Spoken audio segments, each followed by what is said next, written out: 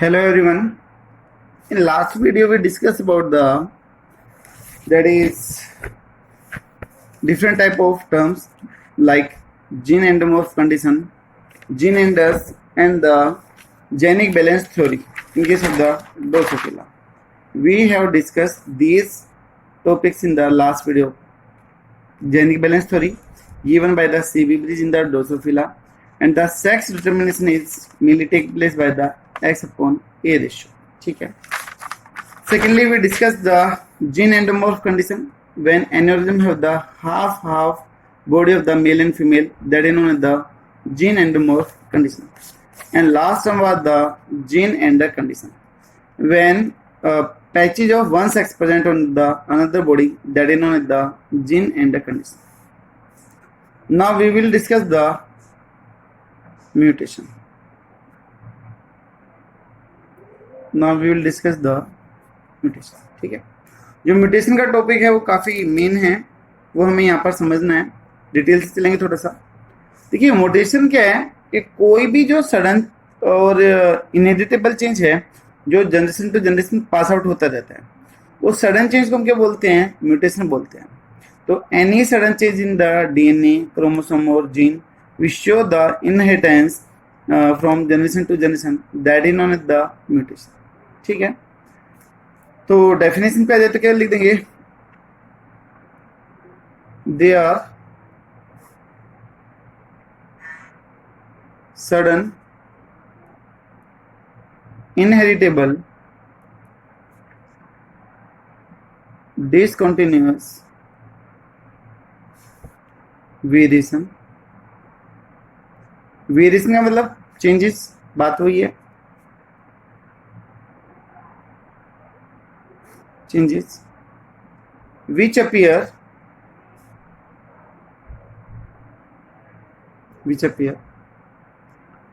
in progeny या फिर organism due to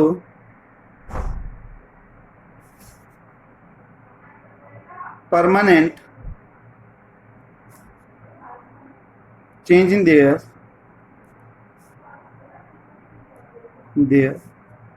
genotype, जिसको आप डीएनए, क्रोमोसोम या जीन बोलते हो, तो वो बात यहाँ पर आ जाती. ठीक है, जीनोटाइप की बात आ गई. म्यूटेशन के बारे में सबसे पहले किसने जाना और कहाँ पर इसके बारे में डील किया? तो जो टर्म है mutation, that is given by Hugo de Vries,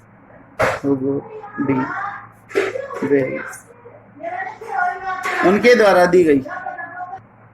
तो जो म्यूटेशन टर्म है that is given by Hugo de Vries के द्वारा दी गई. और उन्होंने एक थ्योरी भी दी थी, gave mutation theory of evolution. Gave mutation theory of evolution, जिन्होंने बताया था कि इवोल्यूशन होने के लिए बहुत ज्यादा जनरेशन की कोई भी रिक्वायरमेंट नहीं है. एक ही स्टेप के अंदर, एक ही जड़ के अंदर इवोल्यूशन हो सकता है, जिसको आप साल्टेशन भी बोलते हो, कि एक ही झटके में या फिर एक ही जनरेशन में नई वैरायटी का बन जाना, that is known as the mutation. तो जो ये हुगो डी वेरिस थे, उन्होंने किसके ऊपर काम किया? Work on evening primrose. Evening primrose, इस प्लांट के ऊपर हुगो डी वेरिस ने काम किया. और अगर हम इसके साइंटिफिक नेम की बात करें, that is the Oenothera lamarckiana. Oenothera lamarckiana इसका साइंटिफिक नेम. ठीक है, तो कोई भी सडन चेंज जो generation to generation pass out हो जाए, उसको हम म्यूटेशन बोलते हैं. कैसे होनी चाहिए? सडन होनी चाहिए, इनहेरिटेबल होनी चाहिए और परमानेंट चेंज होनी चाहिए. यानी कि ऐसे नहीं कि एक सेकंड के लिए आई फिर चलेगी, ऐसा नहीं है. एक्सप्रेस करनी चाहिए. जैसे आपने सुना होगा कि हिरोशिमा और नागासाकी के ऊपर तब एटम बम गिराए गए थे, परमाणु बम गिराए गए थे, तो उसके बाद में वहां पर कई जनरेशन तक अब नॉर्मल डिफेक्टेड बच्चे पैदा होने लग रहे थे. और इवन अभी भी वहां पर होते रहते हैं. तो वो सब किसकी वजह से है? म्यूटेशन की वजह से ही है।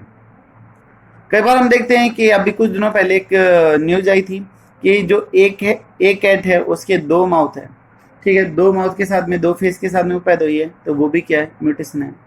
कई बार हम अपने सराउंडिंग में देखते हैं कि किसी गाय के 4 की जगह पर 5 लेग आ जाते हैं, एक कमर की तरफ से आने लगता है, तो वो भी क्या है? म्यूटेशन है। तो इस तरीके की जो ये अबनॉर्मलिटीज होंगी उनको म्यूटेशन मानते हैं। कुछ लोगों का, कुछ साइंटिस्टों का ये मानना है कि जो देवी देवता थे, जैसे कि शिव जी में बोली जाती तीसरी आंख थी, तो बोलते कि वो भी म्यूटेशन का एग्जाम्पल था। गणेश जी भगवान में बोलते हैं कि उनकी जो सूंड थी वो काफी लंबी थी, नोज काफी लंबी थी, तो बोलते हैं कि वो भी म्यूटेशन का ही एग्जाम्पल था। बोलते कि हनुमान जी की पूंछ थी, तो बोलते वो भी ही म्यूटेशन की वजह से थी। ठीक है, इनमें इनकी वजह से कुछ एक्स्ट्रा पावर आ गई थी, जैसे 3 आइज है तो देखने की पावर ज्यादा आ गई थी। ठीक है, गणेश जी थे तो स्मेलिंग पावर ज्यादा हो गई थी। इसी तरीके से अगर हनुमान जी में आई है तो उसमें बैलेंसिंग पावर ज्यादा गई थी। ठीक है, ऐसा मानते हैं कि ऐसा है, लेकिन इनका कोई भी रियल एविडेंस अभी भी नहीं है, सिर्फ ऐसा बोल देगा कि ऐसी ऐसी चीजें थी। ठीक है, अभी हम आते हैं टाइप्स ऑफ म्यूटेशन की बात करते हैं। तो now types of mutation. Mutation के कितने टाइप है और कौन कौन से टाइप है? तो mutation mainly have the 3 major types. 3 main type है, और 3 मेन कौन कौन से हैं? पहला टाइप है दैट इज जीनोमेटिक या फिर न्यूमेरिकल म्यूटेशन। जीनोमेटिक या फिर न्यूमेरिकल म्यूटेशन। बेटा सेकंड आ गया आपका that is the chromosomal abrasion.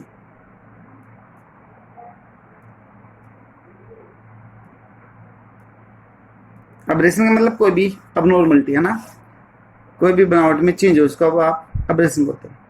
Third one आ गया दैट इज जीन म्यूटेशन, जो जीन के अंदर आता है। तो इनकी डेफिनेशन क्या हो जाएगी वो लिख लेते हैं। तो न्यूमेरिकल है तो नंबर की बात आ रही है, तो इसमें लिख देंगे mutation with respect to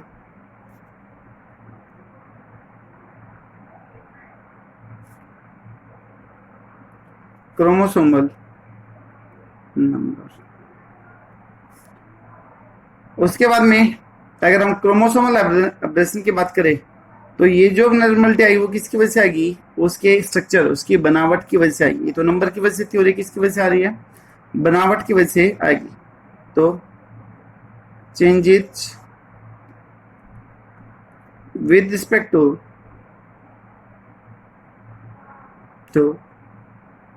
structure of chromosome, chromosome की स्ट्रक्चर। ठीक है, और कौन कौन सी चीजें आ सकती है इसमें? जीन नंबर की बात कर दें, जीन नंबर कम हो जाए या ज्यादा हो जाए, या फिर जीन सीक्वेंस भी बोल सकते हैं। जीन सीक्वेंस भी इसमें चेंज हो सकती है। कैसे चेंज होएगी वो भी हम देखेंगे। ठीक है, उसके बाद में नेक्स्ट वन है जीन म्यूटेशन। तो चेंजेस आ जाना किसमें? जीन स्ट्रक्चर में, वो आपका जीन म्यूटेशन कहलाता है। तो changes with respect to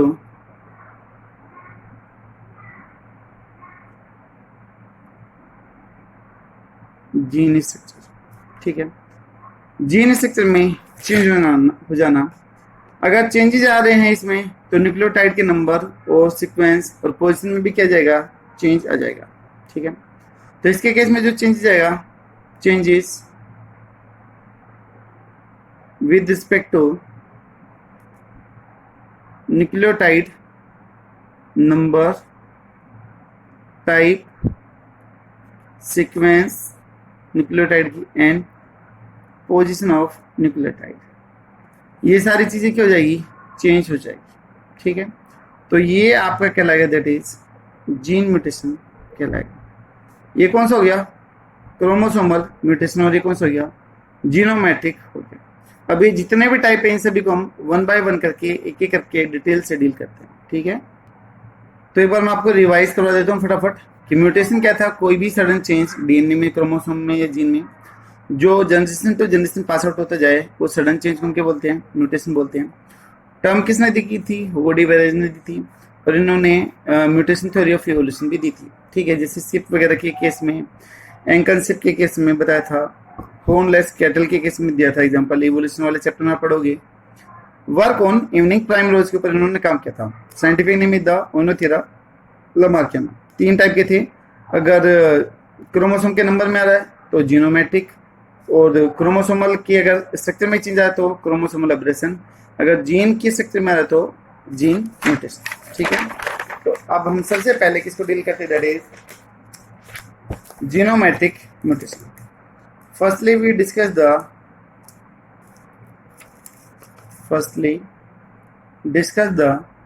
that is genomatic. किसको डील करेंगे हम, जीनोमेटिक को इधर डील करेंगे, ठीक है। देखिए जीनोमेटिक के 2 टाइप होंगे।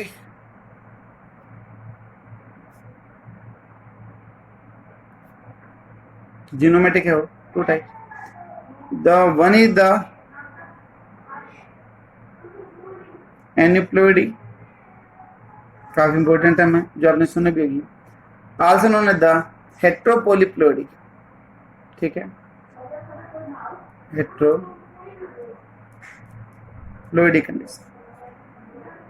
दूसरी है दैट इज यूप्लॉइडी कंडीशन।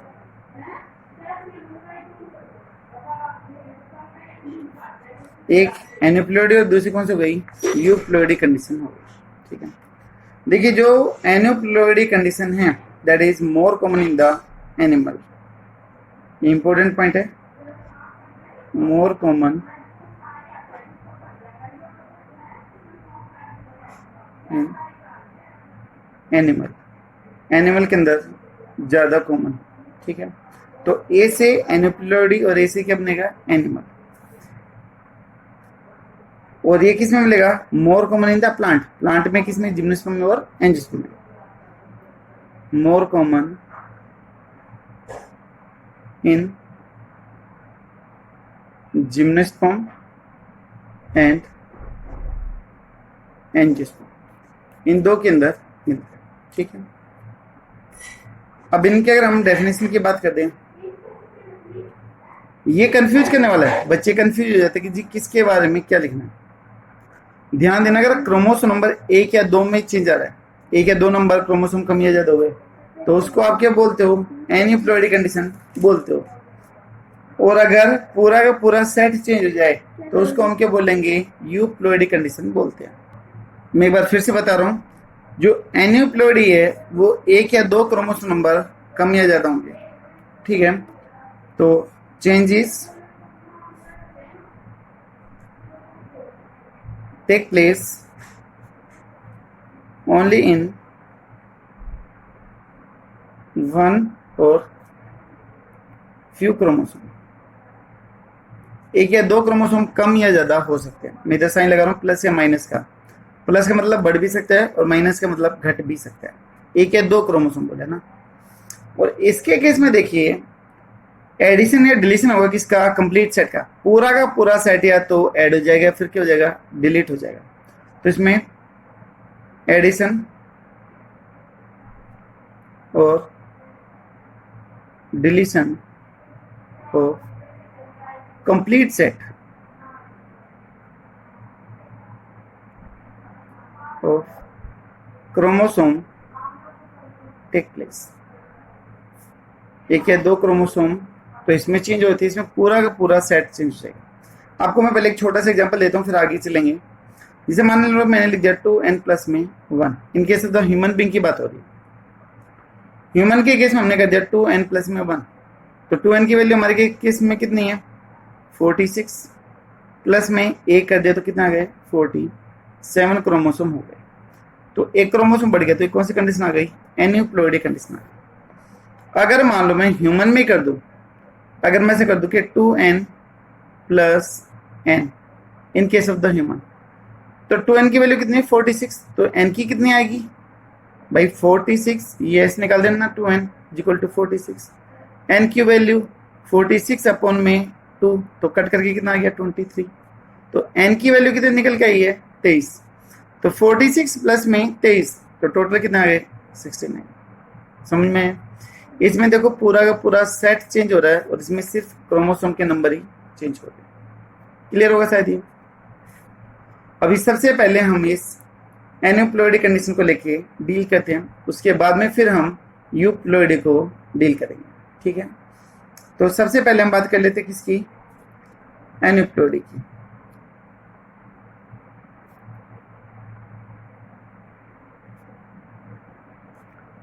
देखिए जो एन्यूप्लॉइडी कंडीशन है उसमें दो टाइप है, एक तो हाइपोप्लॉइडी कंडीशन, हाइपोप्लॉइडी, और दूसरा कौन सा है, दैट इज हाइपरप्लॉइडी। तब क्रोमोसोम के नंबर कम हो जाएं, गिवन नंबर से कम हो जाए, तो उसको तो हम क्या बोलेंगे, हाइपोप्लॉइडी कंडीशन बोलते हैं। और जो हाइपरप्लॉइडी है उसमें क्रोमोसोम के नंबर क्या हो जाएंगे, ज्यादा हो जाएंगे। ठीक है, हाइपर का मतलब ज्यादा और हाइपो का मतलब कम। हाइपर का मतलब ज्यादा, हाइपोटेंशन तब बीपी कम हो जाए, हाइपरटेंशन तब बीपी ज्यादा हो जाए। ठीक है, तो इसके केस में लॉस ऑफ क्रोमोसोम होगा, क्रोमोसोम नंबर के होंगे कम होंगे, 2n माइनस की हम बात करेंगे। ठीक है, तो इस कंडीशन में क्रोमोसोम नंबर गेट लॉस या फिर डिक्रीज। ठीक है, हाइपर अगर प्लॉइडी की बात करेंगे तो क्रोमोसोम नंबर गेट इंक्रीज या फिर ऐड बोल दें, इनकी बढ़ेगी। ठीक है, अब यहां पर हम कुछ कंडीशन देख सकते हैं, जैसे मान लो मैं लिख दो 2n माइनस 1। ठीक है, 2n माइनस 2। मान लो अगर ह्यूमन बीइंग की बात करें तो 46 में से गए तो 45, 46 में से कर दो गए तो 44, 44। तो ये जो कंडीशन आ गई 2n माइनस 1, तो इसके लिए हम एक जनरल टर्म यूज करते हैं, दैट इज मोनोसोमी कंडीशन। कौन सी कंडीशन कहलाती है, मोनोसोमी कंडीशन कहलाती है। इसी तरीके से मैं बोल दूं कि 2n माइनस 2, भाई 2 में से 2 जा रही है तो 0 आएगा, तो वो क्या कहलाएगा आपका नल्लीसोमी कंडीशन कहलाती है। देखिए ये दोनों की दोनों कंडीशन में क्रोमोसोम नंबर कम हो रहे हैं, तो ये किसके टाइप हो गए हैं, हाइपोप्लॉइडी के टाइप हो गए हैं। यहाँ पर क्रोमोसोम नंबर क्या हुए हैं, कम हुए। ठीक है, इसी तरीके से हम बात करते हैं हाइपरप्लॉइडी की, जहां पर क्रोमोसोम नंबर क्या होंगे, इंक्रीज होंगे। अब यहाँ पर देखिएगा 2n प्लस में 1, 2 और 1 3 हो गए, तो 3 के लिए वर्ड आता है ट्राई, तो यहाँ पर लिखा जाएगा दैट इज ट्राइसोमी कंडीशन। ठीक है, इसी तरीके से मैं कर दूं 2n प्लस में 2, तो 2 और 2 4, 4 के लिए लिखा जाता है टेट्रा, तो दैट इज टेट्रासोमी कंडीशन। अब इसके केस में देखिए, दोनों के केस में जो क्रोमोसोम नंबर है वो क्या कर रहे हैं, इंक्रीज कर रहे हैं, और इन दोनों के केस में क्या कर रहे थे, कम कर रहे थे। अगर मान लो ऐसे लिख दिया जाए कि 2n प्लस 1 प्लस 1, 2 और 1 3, ट्राइसोमी हो गई, फिर 2 और 1 3, तो ये क्या हो गई, डबल ट्राइसोमी कंडीशन कहलाएगी। That is known as the double trisomy condition, known as double trisomy condition. इसी तरीके से 2n प्लस आपका 2n2, तो 2 करके ऐड हो रहे हैं 2 बार, तो टेट्रासोमी हो रही है, लेकिन कितनी बार हो रही है, 2 हो रही है, तो उन्होंने द डबल टेट्रासोमी, इसको हम डबल टेट्रासोमी कंडीशन बोलेंगे। ठीक है, तो ये आपको शायद क्लियर हुआ होगा दोनों में डिफरेंस कि हाइपोप्लॉइडी और हाइपरप्लॉइडी कंडीशन क्या होती है। ठीक है, अभी हम इसका कुछ बेसिक देखते हैं कि ट्राइसोमी सबसे पहले कहां पर ऑब्जर्व हुई, तो लिखते हैं ट्राइसोमी फर्स्ट टाइम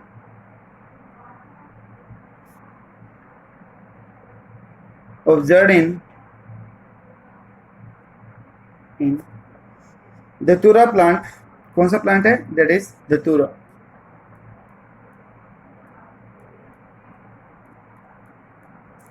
दत्तूरा प्लांट में फर्स्ट टाइम ऑब्जर्व हुई बाय ब्लैक एस्ली।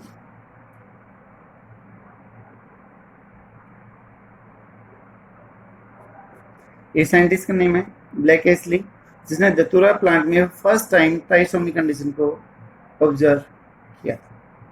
ठीक है, ट्राइसोमी से रिलेटेड कौन कौन से डिसऑर्डर है, कौन कौन से क्रोमोसोम पे है, वो चीज हम यहाँ पर देख लेंगे। ठीक है, तो हमें डिसऑर्डर ऑफ ट्राइसोमी यहाँ पर देख लेना कि किस क्रोमोसोम की वजह से हो रहा है, फिर एक दो को हम आगे डिटेल से डील करेंगे। ठीक है, तो यहाँ पर हम डिसऑर्डर देख लेते हैं। तो डिसऑर्डर ऑफ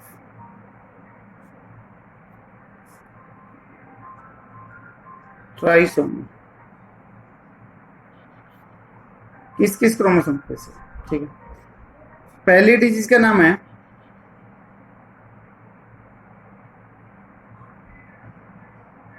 डाउन सिंड्रोम, जो आपके सिलेबस में काफी इंपॉर्टेंट है, इसको लास्ट में हम डिटेल से पढ़ेंगे।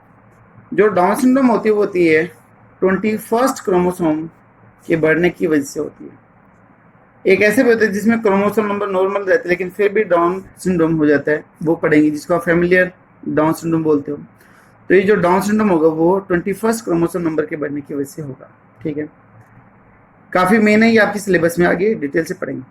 दूसरा हो गया टाउ या फिर पटाउ सिंड्रोम, है ना, टाउ या फिर Patau syndrome. Patau 13th chromosome की वजह से होगा, 13वें क्रोमोसोम की वजह से होगा। ठीक है, उसके बाद में है एडवर्ड।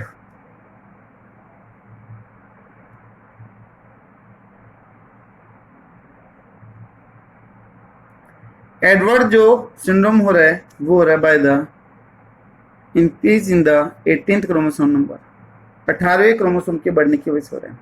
ई को अगर आप ऐसे घुमा दोगे तो 8 की फॉर्मेशन हो जाती है, तो आप याद करोगे इससे। ठीक है, उसके बाद में क्या क्लीनफेल्टर सिंड्रोम है, उसके बाद में Klinefelter syndrome, last one, that is the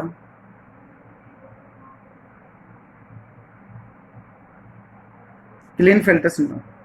ये जो क्लीनफेल्टर सिंड्रोम हो रहा है वो हो रहा है सेक्स क्रोमोसोम की इंक्रीज होने की वजह से हो रहा है। ऑटोसोमल हो गया, प्लस में यहाँ पर कंडीशन आती है एक्स एक्स वाई। नॉर्मली क्या होना चाहिए था, या तो एक्स होना चाहिए था या फिर वाई होना चाहिए था। यहाँ पर एक जो क्रोमोसोम है सेक्स वाले वो बढ़ गया।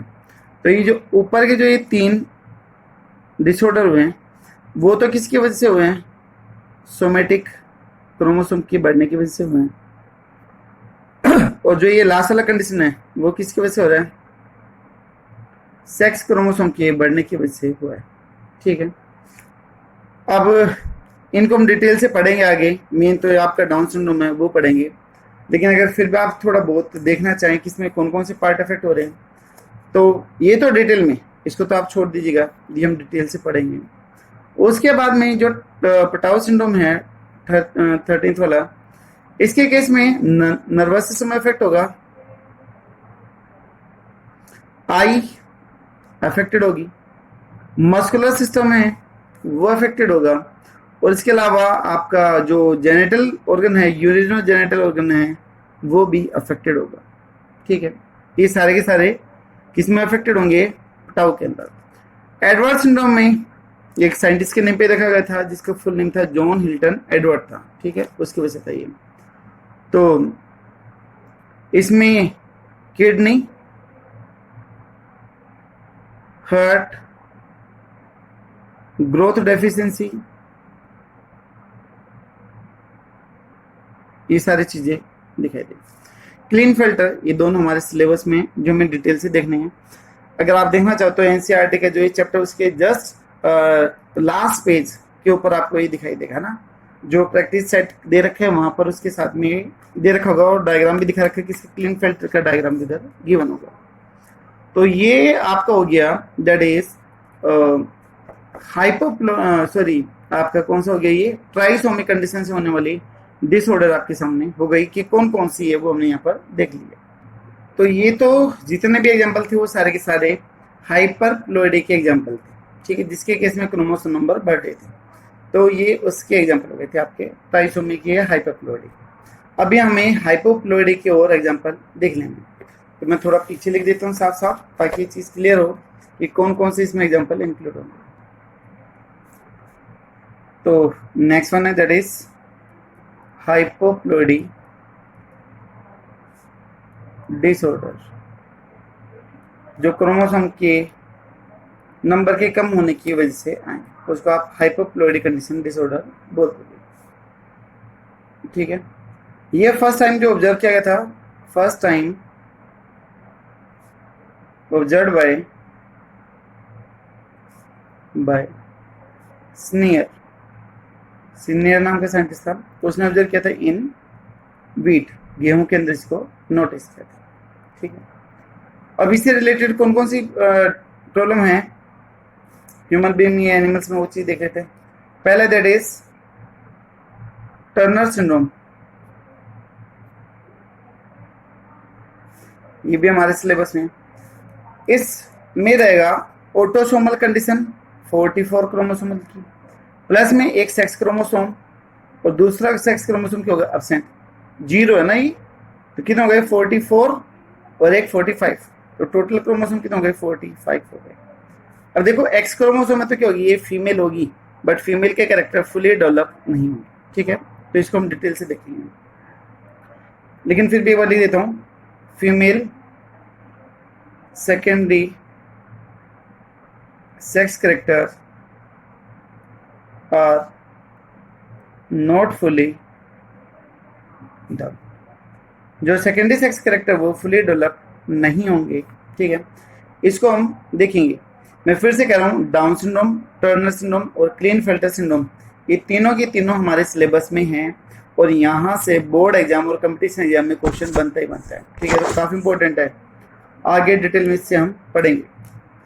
दूसरा आ गया आपका दैट इज नोमेंस सिंड्रोम।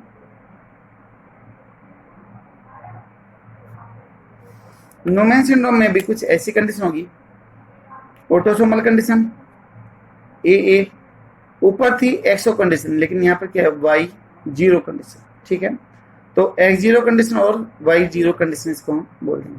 तो यहाँ पर भी 44 और एक 45 होने चाहिए थे 46, लेकिन एक क्रोमोसोम कम हो चुका है, तो ये दोनों के केस में कम हो रहे हैं और एक एक नंबर ही कम हुआ है। तो ये दोनों किसके एग्जाम्पल हो गए हैं, both are example of monosomy, 2n-1 का केस इधर की रेट हो रहा है। ठीक है, तो ये तो बेटा ये थी यहाँ पर कुछ बेसिक बातें जो आपकी म्यूटेशंस और उसके टाइप से रिलेटेड है। और इस चीज़ का ध्यान रखना कि जो हाइपोप्लॉइडी कंडीशन जो डेवलप होती है, that is develop due to the non disjunction of the chromosome during the gamete formation. ठीक है, जो एक कंडीशन डेवलप होगी, तो मैं यहाँ पर लिख देता हूँ, this condition develop due to abnormal gametes formation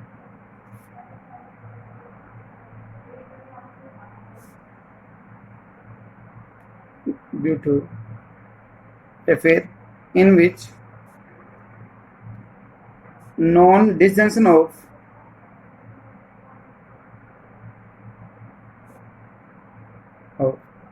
chromosome take place.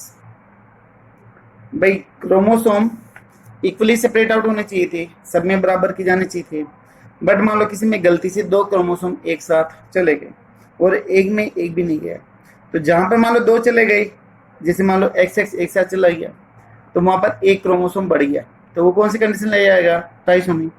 अगर मान लो जिसमें एक भी क्रोमोसोम नहीं गया है, तो वहां पर कौन सी कंडीशन हो गई, मोनोसोमी कंडीशन की रेट हो जाएगी, एक क्रोमोसोम नंबर उधर क्या हो जाएगा, कम हो जाएगा। ठीक है, तो ये जो क्रोमोसोमल जो अबनॉर्मलिटीज आती है नंबर की वजह से, जो नंबर के अंदर आ रही है, वो आएगी किसकी, due to non disjunction of the chromosome, तब क्रोमोसोम्स ढंग से सेपरेट आउट नहीं हो पाए हैं, तो वो ऐसी कंडीशन क्रिएट करेगा। ठीक है, इस म्यूटेशन के लिए हम 2 से 3 वीडियो के आसपास में देखेंगे। एक वीडियो हो चुका है। नेक्स्ट वीडियो में हम पॉलीप्लोइडी कंडीशन, एलोप्लोइडी कंडीशन है वो देखेंगे। उसके बाद में फिर कौन कौन से फैक्टर हो सकते हैं स्ट्रक्चर के लिए, वो चीज़ें देखेंगे, और जीन के लिए तो डिटेल से लेके चलेंगे इसको भी। ठीक है, तो नियर अबाउट आपके 3 वीडियोस और लगेंगे डिटेल के साथ में। ठीक है, आई होप शायद आपको म्यूटेशन क्लियर होगा। कोई भी अगर आप डाउट है तो प्लीज कमेंट बॉक्स में जरूर लिखिएगा। अदरवाइज अगर आपको अच्छा लगे तो आप शेयर भी कर सकते हैं ना, जो भी आपके फ्रेंड्स वगैरह। तो thank you so much. Thank you.